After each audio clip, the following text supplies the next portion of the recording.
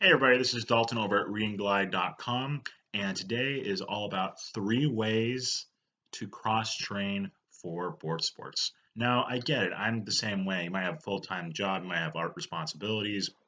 I get you're busy. It's a very fast-paced world that we live in. So that means that it's kind of tough to do board sports like surf, snowboard, wakeboard, insert other board sports here all the time. I mean, with the time commitment and a full-time lifestyle and all that kind of stuff.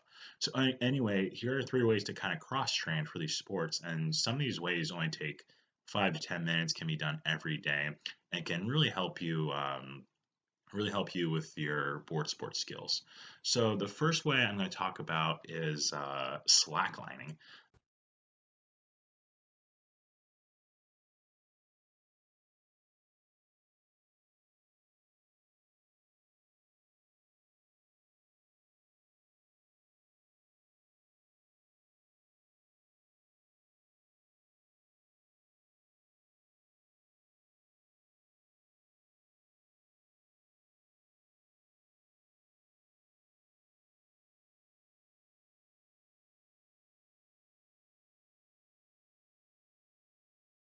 Slacklining is pretty safe. It was actually invented by some rock climbers back in the 80s who were trying to wait out some poor conditions.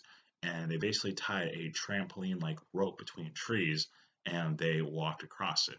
And it's a pretty safe sport. Generally, I recommend that you have the slackline about knee to waist high off the ground. So I'd say like 2 foot, maybe three at the very most. And it's pretty cool because you can set up in 5 minutes. It's pretty user friendly, easy to do. And if you get really good at it, you can even do crazy tricks like backflips, drop knees, and it can be pretty crazy to see. And then also slacklining is kind of cool too because it's really good for longboard surfing. And if you want to become a good longboard surfer, then you want to try cross stepping and nose riding. And I found that slacklining is really good for cross stepping, kind of the oscillation, the when the slackline kind of goes like back and forth like that. It kind of prepares you for walking the longboard on a wave. And then also slacklining, it's kind of cool to see guys do something called highlining where they actually walk between points very high up the air. And there was one person that did this without a harness, just went free or free highlining about 3,000 feet in the air. It's pretty cool. I'll put some of these cool articles and products in the description below too, so you guys can check that out as well. And the second way too is skateboarding. Now, skateboarding, its own board sport, has a big following, and you can actually see skateboarding at really popular events like the U.S. Open, and there are a bunch of like really cool areas that have snow skateboarding competitions. But it's kind of cool though because skateboarding can be done anywhere. It's very easy to do, and even just kind of riding around on a longboard or a traditional skateboard will really help you with your board sport skills. And it's kind of fun to note that skateboarding was actually created from surfing back in the 1950s. And back in the day, they called it sidewalk surfing because these surfers, they wanted to do this during flat spells. They wanted to ride waves, but there were no waves to ride. So they got old roller skate wheels and old kind of decks, and they just rode around on these kind of primitive skateboards. And now it's become like a pretty big industry, and I think it's kind of neat too. And then also, there are different kinds of skateboards, like the ripstick, there's surf skate, and these skateboards are different because you don't really have to pump with your foot. You can just kind of pump like you're on a wave. I'll actually show you later in this video a clip of myself on a surf skate, and it's a pretty fun board to ride. It's really good for surfing because it kind of mimics pumping on a wave. You can do cutbacks, you can do snaps, and yeah, it's pretty neat. And it's kind of cool because you don't have to like touch the ground with your foot. All you can just kind of keep on going. And then also, if you want to check it out, it's available on Amazon, and I have that link in the description below as well.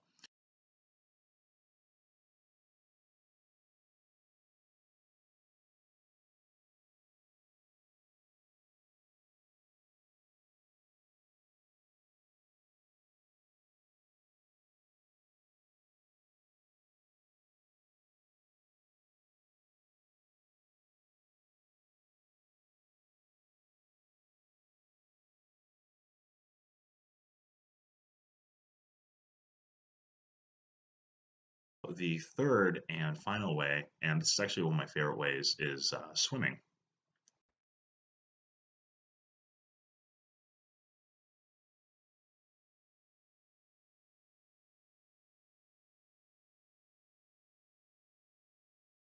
If you think about swimming, is it's a great sport, but it's really important for other sports like surfing, paddleboarding, body surfing, bodyboarding, kayaking, those kind of sports. Because if you think about it, they all require kind of like the same muscle, the muscle group.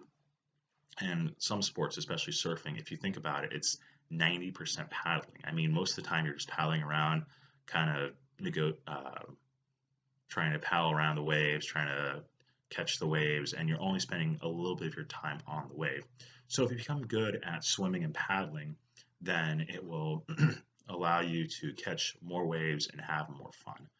And actually will help you with paddleboarding too. It'll make your muscles stronger and you can stay out there longer, have more fun, and it'll just be better overall. Now, swimming, I get it's not an easy sport. For me, it's one of my favorite sports. I've been doing it since I was very young. I swam competitively in high school, so I still try to swim at least a couple times a week. But I actually have a warm up workout that I personally do. I've been doing this for years, and I actually recommend this as a really good kind of a beginner set. And so basically, what this is, it's 1,000 yards, and this is in the description as well too. So check it out below. And so basically what it is, it's 1,000 yards. So that's about 40 laps in a standard 25-yard pool. So for the first 400 yards, you just swim kind of easy, do some freestyle, a little bit of breaststroke, and then that's 400 yards. And then for the next 300 yards, each 100 you do a half kick. So that's 2 laps just kicking with a kickboard. And then the next 50, you do freestyle, breaststroke, whatever stroke you want. So you do one kick, one swim, you do that 3 times, and that's 700 yards. Then you just do a simple 200-yard freestyle swim, and then for your last 100 yards, you do a relaxed breaststroke or even backstroke. It just kind of depends on your mood. I do either breast or back, so it just depends. And then also with swimming, I mean, keep in mind that generally 100 yards is 4 laps, so it's 40 laps in total. It's a good beginner's workout. Should take you about maybe 20 minutes to half an hour, so it won't take your whole day. You can do it after work, do it in the morning, and it'll just make you feel great, and it'll help you with board sports too. Well, that's all the video for today. I hope you guys have enjoyed it. These are 3 simple ways to cross-train for board sports. They are very easy to do, very user-friendly, don't take up a lot of time. And again, thank you for watching. Feel free to tell me other ways to cross-train for board sports in the comments below. Like this video, subscribe to my channel, and I will see you next time. Thanks. Bye.